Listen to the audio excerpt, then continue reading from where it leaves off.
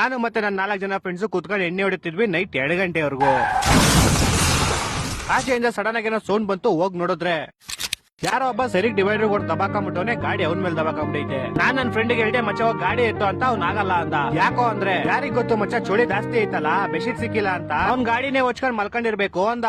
ನಮ್ ಗ್ಯಾಂಗ್ ಅಲ್ಲಿ ಇನ್ನೊಬ್ಬ ಫ್ರೆಂಡ್ ಇದ್ದ, ಮಹೇಶ್ ಅಳಿಯಾಸ್ ಮಾಲ್ ಮಹೇಶ್. ಅಣ್ಣ ಮಾಲ್ ಹೊಡ್ಬಿಟ್ಟು ಜಿಲೇಬಿ ತಿನ್ಬಿಟ್ಟಿದ್ದ. ಅವ್ನು ಇಲ್ಲಿಲ್ಲ ಚಂದ್ರ ಮೇಲೆ ಹೋಗ್ಬಿಟ್ಟಿದ್ದ. ಚಂದ್ರನ ಮೇಲಿಂದ ವಾಪಸ್ ಬಂದು ಅವ್ನ ಹತ್ರ ಹೋಗ್ಬಿಟ್ಟು ಜಾಕೆಟ್ ಹರ್ದಾಕ್ಬಿಟ್ಟ. ಯಾಕೋ ಮಚ್ಚ ಅಂತ ಕೇಳಿದ್ರೆ, ಉಸಿರಾಡಕ್ ಜಾಗ ಇರ್ಲಿಲ್ಲ ಪಾಪ, ನಾನ್ ಇವಾಗ ಜಾಗ ಮಾಡ್ದೆ ಅಂದ. ಮೊದ್ಲೇ ಗಾಯ ನೋವಿಂದ ಸಾಯ್ತಿದ್ದೆ, ಇವಾಗ ಚುಳಿಯಿಂದ ಬೇರೆ ಸಾಯ್ತವನೆ ಅಂತ ನಾನೇ ಆಂಬುಲೆನ್ಸ್ ಫೋನ್ ಮಾಡ್ದೆ. ಆಂಬುಲೆನ್ಸ್ ಅವ್ನು ಯಾವ ದೇಶ ಮಾಡಿದ್ನೋ ಗೊತ್ತಿಲ್ಲ, ನಿಮ್ದು ಯಾವ ದೇಶ ಅಂತ ಕೇಳ್ತವನೆ. ಅದಕ್ಕೆ ನಾನು ಥೈಲ್ಯಾಂಡ್ ಇಲ್ಲೊಬ್ಬ ಮಸಾಜ್ ಮಾಡ್ಬೇಕಾಯ್ತು, ಬಾ ಮಾಡ್ಬಿಟ್ಟು ಹೋಗು ಅಂದೆ. ಆಂಬುಲೆನ್ಸ್ ಬರಕ್ 10 ನಿಮಿಷ ಆಯ್ತು. ಅಷ್ಟಲ್ಲಿ ನಮ್ ತರ ಇನ್ನೊಂದ್ 10 ಜನ ಬಂದು ಸೇರ್ಕೊಂಡ್ಬಿಟ್ಟು ಇವಾಗ ಅಲ್ಲಿ ಬಿದ್ದೋರನ್ನೇ ಗುರಾಯಿಸ್ತಾ ಇದೀವಿ. ಕೊನೆಗೂ ಆಂಬುಲೆನ್ಸ್ ಬಂತು. ನನ್ 3 ಜನ ಫ್ರೆಂಡ್ಸ್ ಆಂಬುಲೆನ್ಸ್ ಹತ್ರ ಹೋಗ್ಬಿಟ್ಟು, ಮುಂದೆ ನಾನ್ ಕುತ್ಕೊಂತೀನಿ ಅಂತ ಕಿತ್ತಾಡ್ತವ್ರೆ. ಅದಕ್ಕೆ ಡ್ರೈವರ್ ಆಮೇಲೆ ಕಿತ್ತಾಡೋರಂತೆ, ಫಸ್ಟ್ ಬಾಡಿ ತೊಗೊಂಡೆ ಆ ಕಡೆ ಬನ್ನಿ ಅಂದ. ಅದಕ್ಕೆ ನನ್ನ ಫ್ರೆಂಡ್ ಬಾಡಿ ಅಲ್ಲ, ಅವ್ನು ಇನ್ನೂ ಬದುಕವನೆ, ಅವ್ನ ಎದೆ ಹತ್ರ ಉಸಿರಾಡಕ್ ಜಾಗ ಮಾಡಿದೀವಿ ಅಂದ. ಅಂತ ಇವಾಗ 4 ಜನ ಇಟ್ಕೊಂಡ್ ಬಾಡಿ ಒಳಗಡೆ ಹಾಕಿದ್ವಿ. ಇನ್ನೊಂದ್ 4 ಜನ ಅವ್ನ ಗಾಡಿನೇ ತೊಗೊಂಡೆ ಹಾಕ್ತವ್ರೆ.